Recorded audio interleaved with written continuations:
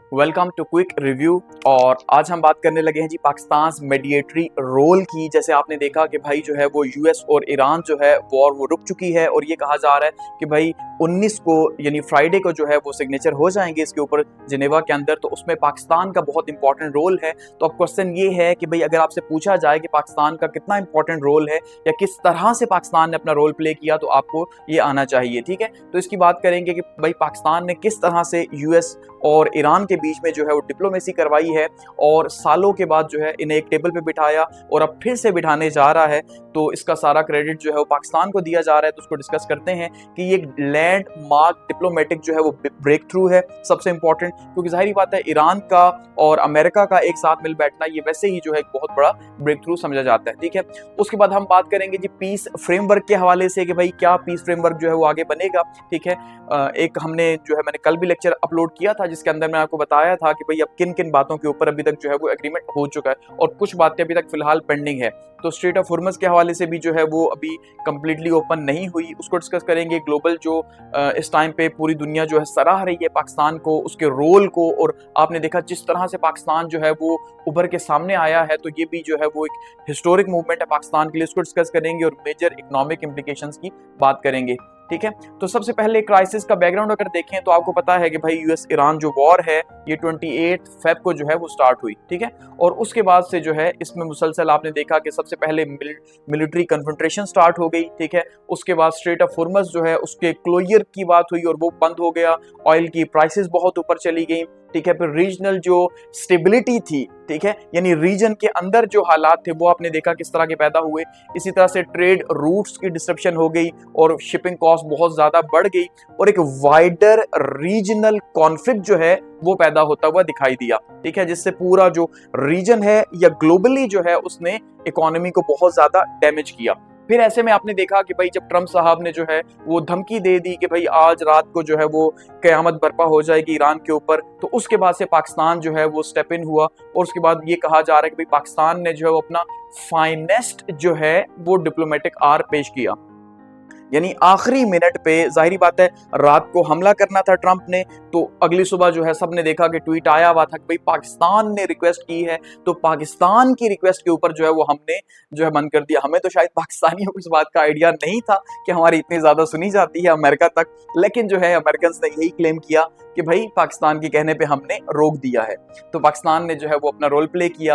अब उसमें पाकिस्तान ने क्या किया, पाकिस्तान ने वॉशिंगटन और तेहरान को जो है थोड़ा सा टाइम दिया कि भाई सब्र कर जाओ, एक साथ बैठो, बातचीत करते हैं, देखते हैं क्या सोल्यूशन होता है। ठीक है, उसके बाद पाकिस्तान ने कम्युनिकेशन चैनल जो है आप ये कह सकते हैं कि डेवलप कर दिया, और वो कम्युनिकेशन चैनल जिसमें एक साइड पे आपने देखा यूएस है, एक साइड पे ईरान है, और इनके बीच में जो ब्रिज बना वो पाकिस्तान बना। तो पाकिस्तान ने एक ब्रिज का रोल प्ले किया, यहाँ से मैसेजेस यहाँ, यहाँ से मैसेजेस यहाँ। ठीक है, तो ये जो है एक इंटरकनेक्टेडनेस जो पैदा हुई उसके थ्रू जो है आहिस्ता आहिस्ता मामलात आगे बढ़ना स्टार्ट हुए और आहिस्ता आहिस्ता आप देखिए कोऑर्डिनेशन बढ़ी है। फिर जैसे जैसे पाकिस्तान का रोल बढ़ता गया, फिर बाकी ममालिक जैसे कतर बीच में आया, उसके बाद जो है आपने देखा टर्की बीच में आया, मिस्र बीच में आया, ठीक है, चाइना को बीच में लाया गया। तो इस तरह से मुख्तलिफ पावर्स जो है, मिडिल पावर्स, उन्होंने भी अपना रोल जो है इसके बीच में प्ले किया और आहिस्ता आहिस्ता जो है वो नेगोशिएशंस आगे बढ़ी हैं। अब देखिए पाकिस्तान ने क्या जो है वो डिप्लोमेटिक रोल प्ले किया। सबसे इंपॉर्टेंट ये है पाकिस्तान ने शटल डिप्लोमेसी की है। शटल डिप्लोमेसी आपने देखा कैसे यहाँ से जो है वो जाया जा रहा है मिडिल ईस्ट, वहां से यहाँ, यहाँ से चाइना। ठीक है, तो ये मुकम्मल तौर पे एक शटल डिप्लोमेसी किस किस ने की, खास करके फेब से जून तक इसहाक डार साहब ने, मोहसिन नकवी ने, आपने देखा इसहाक डार ने बहुत ज्यादा मिडिल ईस्ट के दौरे किए। ठीक है, उसके बाद चाइना भी वो गए, फिर मोहसिन नकवी को ईरान बार बार भेजा गया। ठीक है, फिर पीएम शहबाज साहब मिडिल ईस्ट के टूर पे गए, फिर जो हमारे CDF साहब है वो भी खुद जो है आपने देखा ईरान गए और वहां पे उनसे बातचीत हुई। तो ये जो बार बार आना जाना था मिडिल ईस्ट के अंदर या रीजनल कंट्रीज के अंदर, ये क्या थी, ये शटल डिप्लोमेसी थी पाकिस्तान की तरफ से। अब उसमें कब कब क्या क्या किया गया उसको अगर हम देखते हैं तो उसमें देखिए सबसे इंपॉर्टेंट, अब सबसे पहले क्या था कि मार्च 9 को जो है वो पाकिस्तान ने ऑपरेशन महफूज अल बहर जो है वो स्टार्ट किया, कि जिसके तहत कि भाई हम जो जिस झंडे के ऊपर पाकिस्तान का झंडा होगा वो वहां से गुजर सकता है। ट्रंप ने भी इसको जो है वो कहा कि हाँ भाई पाकिस्तान के झंडे वाले जहाज गुजरे हैं तो पाकिस्तान की बड़ी वाह हो गई। सो इसका मतलब 9 मार्च से पाकिस्तान ने सिलसिला शुरू किया कि भाई हम जो है वो कुछ जहाजों को वहां से निकाल के लाएंगे। उसके बाद 29 मार्च को इस्लामाबाद कंसल्टेशन जो है वो स्टार्ट हो गई और फिर आपने देखा कि भाई इस्लामाबाद के अंदर उसके बाद नेगोशिएशंस हुई, तो यहाँ पे कंसल्टेशन हुई। फिर अगर अगर हम बात करें मार्च 31 की, तो 5 पॉइंट्स पीस प्रपोजल आ गया, जो कि साक डार साहब और चाइना के जो फॉरेन मिनिस्टर थे उन्होंने जो है प्रपोज किया कि भाई इन 5 पॉइंट्स के ऊपर जो है वॉर रुकनी चाहिए। ठीक है, उसके बाद फिर हमने देखा 45 डेज का ट्रूस प्लान आया 6 अप्रैल को कि भाई अब जो है वो पाकिस्तान की एफर्ट की वजह से ही 45 दिनों का एक विंडो मिली, एक टाइम फ्रेम मिला कि जहां पे बातचीत की जा सके, एटलीस्ट जो है वो इन इश्यूज को रिजॉल्व किया जा सके। फिर आपने देखा 10 और 11 अप्रैल को जो है वो इस्लामाबाद के अंदर डायरेक्ट टॉक्स हो गई, और ये एक हिस्टोरिक टॉक्स थी, क्योंकि पहली बार पिछले 50 सालों के अंदर जो है आप ये कह सकते हैं कि अमेरिका और ईरान जो है वो एक साथ बैठे हैं, और इसका सहरा पाकिस्तान के सारे के पाकिस्तान ने उन्हें बिठाया यहाँ पे।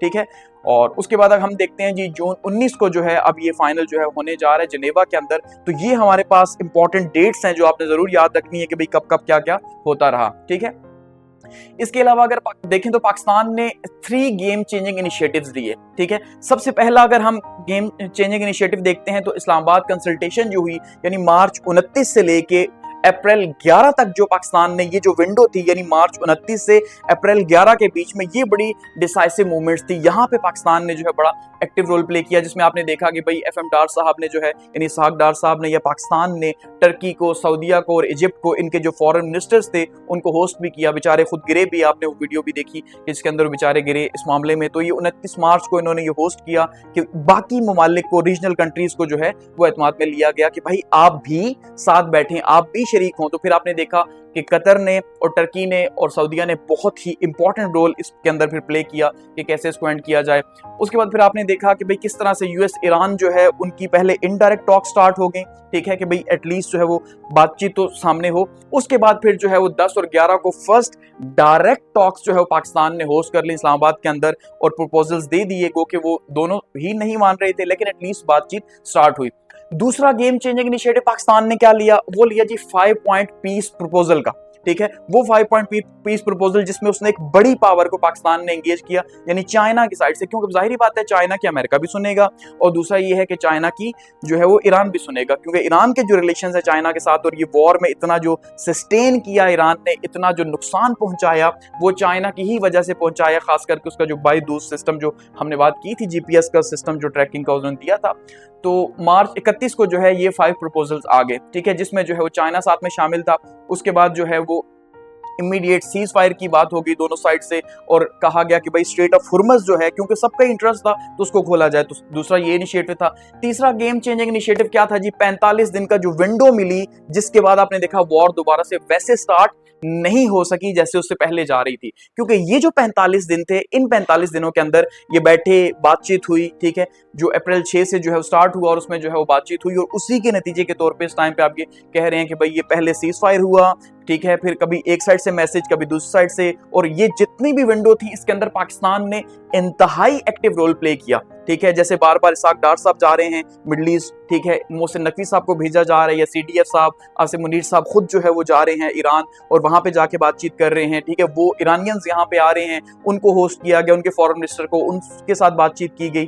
ठीक है, तो एक मुसलसल एक शटलिंग जो है वो डिप्लोमेसी जारी थी और एंगेजमेंट जारी थी कि किस तरह से जो है वो कहीं ना कहीं से प्रपोजल्स निकले और बातचीत जो है वो आगे बढ़ाई जाए। तो ये 3 गेम चेंजिंग इनिशिएटिव्स पाकिस्तान ने जो है वो लिए, आप ये कह सकते हैं। और फिर फाइनल ब्रेक थ्रू क्या हुआ कि सबसे पहले तो 9 मार्च को जब पाकिस्तान ने वहां से जहाज निकालना स्टार्ट किए, ऑपरेशन जो है वो महफूज अल बहर के नाम के ऊपर, कि भाई यहाँ जो है वो यहाँ जो फंसे हुए जहाज हैं, खास करके पाकिस्तान अपने जहाजों में जो ऑयल सप्लाई करता रहा अपने झंडों के ऊपर, अमेरिका को भी देता रहा। ठीक है, और उसके बाद अब जो है वो जून 2026 में ये कहा जा रहा है कि जुनेवा 19 को जो है 19 जून को जो है जुनेवा के अंदर ये फाइनल अब होने जा रहा है, और MOU साइन हो चुके हैं, जिसपे अभी कुछ चीजें जो है बाकी हैं, जाहिर बात है, लेकिन ये एक हिस्टोरिक स्टेप है, और इसकी भी अनाउंसमेंट जो है वो शहबाज शरीफ साहब ने ही की। ठीक है, अपने एक्स अकाउंट के ऊपर। तो जाहिर बात है दुनिया ने यही कहा कि पाकिस्तान ने जो है ये डील ब्रेक की है, तो उसमें भी पाकिस्तान का नाम आया, और पूरी दुनिया पाकिस्तान को देख रही है कि भाई क्या जो है मामला आगे चल रहे हैं। ठीक है, तो फिलहाल अब अगर हम देखते हैं, देखें पहले सबसे पहले क्या हुआ, की एलिमेंट्स ऑफ पीस क्या है, कि भाई पहले जो है फिलहाल वॉर रुकी है। ठीक है, उसके बाद री opening of straight of Hormuz जो है उसकी बातचीत हुई है, अभी बातचीत जो है वो जारी है। ठीक है, उसके बाद अब न्यूक्लियर इशू फिलहाल अभी जो है वो अनरिजॉल्व है, इसीलिए ये 60 दिन का एक टाइम फ्रेम लिया जा रहा है कि भाई अभी पहले जो है वो एक इनिशियल एग्रीमेंट होगा, अबूरी एग्रीमेंट, उसके बाद फिर इसको आगे जो है वो न्यूक्लियर टॉक्स करके तो फिर आगे जो है मामला चलेंगे, और रीजन के अंदर स्टेबिलिटी की बातचीत हो रही है। ठीक है। अब पाकिस्तान का रोल क्यों इंपॉर्टेंट था? क्योंकि पाकिस्तान की डिप्लोमेटिक क्रेडिबिलिटी थी, गो के थी तो नहीं गो के हमारे जो हालात थे, आपने पिछले 2 डिकेड्स में देखा कि पाकिस्तान जिस तरह से दूर रहा, या खास करके जो है वो मुशर्रफ एरा के बाद से जो है हमारी काफी ज्यादा दूरी पैदा हुई अमेरिका से। तो अमेरिका से दूरी का मतलब है कि इंटरनेशनल इंस्टीट्यूशन से आपकी दूरी है। और इंडिया ने जिस तरह से बहुत बड़ा पैसा लगाया पाकिस्तान के फेल होने के लिए या पाकिस्तान को आइसोलेट करने के लिए, तो पाकिस्तान के हालात आपके सामने थे। तो ऐसे में जो है वो उसकी क्रेडिबिलिटी का होना बहुत मुश्किल था, लेकिन फिर भी जो है वो पाकिस्तान ने हिम्मत की, और खास करके क्योंकि ईरान के साथ हमारे ताल्लुकात थे तो इसलिए जो है एक एस्टेब्लिशमेंट हुई। उससे पहले ही आपने देखा कि ताल्लुकात आहिस्ता आहिस्ता सेट हो गए। रीजनल इन्फ्लुएंस पाकिस्तान का मौजूद है, खास करके जो गल्फ कंट्रीज हैं इनके साथ पाकिस्तान का इन्फ्लुएंस मौजूद है, ठीक है। तो पाकिस्तान ने फैसिलिटेटर का काम किया और पीस की कमिटमेंट की कि भाई हम जो है वो चाहते हैं कि अमन आए, ठीक है। अब इंटरनेशनली भी पाकिस्तान को फिर सराहा गया कि ऐसे इस टाइम पे पूरी दुनिया जो है वो पाकिस्तान की बात कर रही है कि भाई पाकिस्तान जो है एक मीडिएटर के तौर पे सामने आया और एक पीस जो है वो मेकर के तौर पे सामने आया। तो यूएन ने पाकिस्तान को प्रेज किया कि भाई आपने जो है बहुत अच्छा काम किया। इसके अलावा टर्की ने, जापान ने, ऑस्ट्रेलिया ने, कतर ने, जर्मनी ने, फ्रांस ने, न्यूजीलैंड ने, ईयू ने, इन सब ने जो है पाकिस्तान को दाद दी। सो ये सारी बड़ी बड़ी ताकतें हैं जो पाकिस्तान को जो है वो कदर की या इज्जत की निगाह से देख रही हैं कि भाई पाकिस्तान भी जो है वो पीस ब्रेक कर सकता है। हालांकि हमारे ऊपर एक जो टैटू या टैग लगा हुआ था वो क्या था कि भाई हम जो है बेसिकली दहशतगर्दी जो है उसको प्रमोट करते हैं, हम जो है वो एक टेररिस्ट स्टेट है। खास करके ये जो टेररिस्ट स्टेट का नाम दिया जाता है ना, जो इंडिया की तरफ से बहुत ज्यादा फैलाया गया कि भाई ये टेररिस्ट स्टेट है, वो मूवीज में प्रोपेगेंडा करते हैं। आप अगर उनकी मूवीज देख लें उनके अंदर क्या बातचीत हो रही है, जैसे लेटेस्ट मूवी वो धुरंधर आप देखें तो उसमें आपको क्या दिखाई देगा कि भाई पाकिस्तान उनके हाथों चिड़िया भी गिरे तो पाकिस्तान उसका रिस्पॉन्सिबल है। तो इस तरह से पाकिस्तान की इमेज बिल्ड की गई, ठीक है। तो इन मुल्कों के बीच में या पूरी दुनिया में जो है वो बड़े बड़े मुल्कों में जाहिर बात है पाकिस्तान को इज्जत की निगाह से देखा जा रहा है, क्योंकि जो स्ट्रेट ऑफ हुर्मुज़ है या ये जो बातचीत हो रही है ये बहुत इंपॉर्टेंट है। उसका रीजन कि 20% जो ऑयल की एक्सपोर्ट है वो स्ट्रेट ऑफ हुर्मुज़ से थी, तो पूरी दुनिया ही अपने घुटनों के ऊपर थी। और जैसे वर्ल्ड वॉर 3 की बातचीत हो रही थी या क्राइसिस बढ़ने की बातचीत को, कि अभी भी इजराइल इसमें शामिल नहीं है, जो हमने कल लास्ट लेक्चर के अंदर बात की है, ठीक है। और वो कह रहे हैं कि भाई हम बाउंड नहीं होंगे, लेकिन उसके लिए अब इतना आसान नहीं होगा कि वो अकेले हैंडल कर सके। अमेरिका नहीं हैंडल कर सका तो इजराइल के लिए बहुत मुश्किल है कि वो ईरान को हैंडल कर सके। तो कम से कम ऑयल की प्राइसेस स्टेबल हो जाएंगी, लो एनर्जी प्राइसेस जो है वो होंगी, पाकिस्तान के अंदर भी उसका असर आएगा, शिपिंग जो रिस्क है वो रिड्यूस हो जाएगा और इन्वेस्टर्स का जो कॉन्फिडेंस है वो एटलीस्ट बहाल हो जाएगा, हम ये कह सकते हैं, ठीक है। चैलेंजेस क्या हैं? अनरिजॉल्व चैलेंजेस की अगर हम बात करें, सबसे पहला चैलेंज है जी न्यूक्लियर प्रोग्राम, कि भाई लॉन्ग टर्म में कैसे ईरान को रोका जाए कि वो न्यूक्लियर वेपन्स ना बनाए। ये एक बहुत ही मुश्किल चैलेंज है, ठीक है। और इसके लिए ईरान जो है वो तैयार नहीं है, इसीलिए 60 दिन की विंडो है। उसके बाद लॉन्ग टर्म सिक्योरिटी अरेंजमेंट्स क्या होंगे, कैसे, जैसे ईरान ये कह रहा है कि भाई लेबनान को भी डील में शामिल करना है, जबकि इजराइल ये कह चुका है कि जो हिस्से में कब्जे कर चुका हूं वो वापस एटलीस्ट मैं नहीं करूंगा। तो क्या वो हिस्से वापस नहीं करेगा तो ये तो लेबनान के ऊपर कब्जा है, क्या इसको माना जाएगा? ईरान इसको तस्लीम करेगा? ये बहुत क्रिटिकल है, ठीक है। इसी तरह से जो सैंक्शंस का कहा जा रहा है कि भाई आपके जो सैंक्शंस लगी हुई हैं ऑयल की सेल की वो खत्म हो जाएंगी, तो क्या वो एक्चुअली में खत्म होंगी? क्या उसके लिए जो है वो दुनिया सपोर्ट करेगी? ठीक है। रीजनल जो पॉलिटिकल टेंशंस हैं, बाकी ममालिक पे जो अटैक होते रहे उनके साथ जो भी ताल्लुकात बने हुए हैं उनको कैसे एंगेज किया जाएगा, ठीक है। और ये जितनी बातें हैं क्या ये एक्चुअली में वॉक द टॉक होंगी, क्या ये असर दिखाएंगी? तो ये चैलेंजेस अभी फिलहाल बड़े बड़े चैलेंजेस हमें दिखाई दे रहे हैं, ठीक है। पाकिस्तान के क्या बेनिफिट हैं अगर वो देखें तो सबसे पहला और सबसे इंपॉर्टेंट क्या कि पाकिस्तान की इस टाइम पे जो प्रेस्टीज है ग्लोबली वो बहुत ज्यादा बड़ी है। डिप्लोमेटिकली पाकिस्तान एक स्ट्रॉन्ग मीडिएटर के तौर पे जो है वो सामने आया है, ठीक है। तो इसका मतलब यह है कि पाकिस्तान ऐसे रोल प्ले कर सकता है जो बड़ी स्टेट्स प्ले करती हैं। स्ट्रॉन्गर रिलेशंस विद की वर्ल्ड पावर्स पाकिस्तान के, अब इन ममालिक के साथ जाहिर बात है पाकिस्तान इज्जत की निगाह से देखा जाएगा। रीजनल इन्फ्लुएंस जो है वो पाकिस्तान का बढ़ेगा और खास करके गल्फ कंट्रीज और मिडिल ईस्टर्न कंट्रीज जो है पाकिस्तान को बहुत इज्जत की निगाह से देखेंगे कि भाई हमने उन्हें 3rd वर्ल्ड वॉर से बचाया, ठीक है। हमने रीजनल जो इंस्टेबिलिटी थी उसको खत्म करने में रोल प्ले किया, तो अल्टीमेटली वहां इज्जत बढ़ेगी हमारी। इसके अलावा जो रिकग्निशन है हमारी इंटरनेशनल इश्यूज के अंदर अब वो ली जाएगी। जैसे कोई बड़ा बनता है ना तो फिर कहा जाता है इसकी राय लो यार, तो अब हमारी राय जो है वो ली जाएगी बहुत सारे मामलात में, चाहे मुल्क के अंदर जैसे भी हालात हों, कश्मीर में आगे पीछे जहां पे भी हो, तो लेकिन हमें बाहर पूछा जाएगा अंदर जो भी हम करें, ठीक है। तो एक स्ट्रॉन्गर वॉइस जो है हम इंटरनेशनल नेगोशिएशंस के लिए जो है वो बन के सामने आए हैं, तो इसलिए जो है पाकिस्तान की इज्जत कदर में इजाफा हुआ। तो एट द एंड हम क्या कह सकते हैं जी कि क्या लेसन और कंक्लूजन है कि डिप्लोमेसी कैन प्रिवेंट कॉन्फ्लिक्ट के सबसे इंपॉर्टेंट चीज क्या है कि डिप्लोमेसी जो है वो कॉन्फ्लिक्ट्स को प्रिवेंट कर सकती है।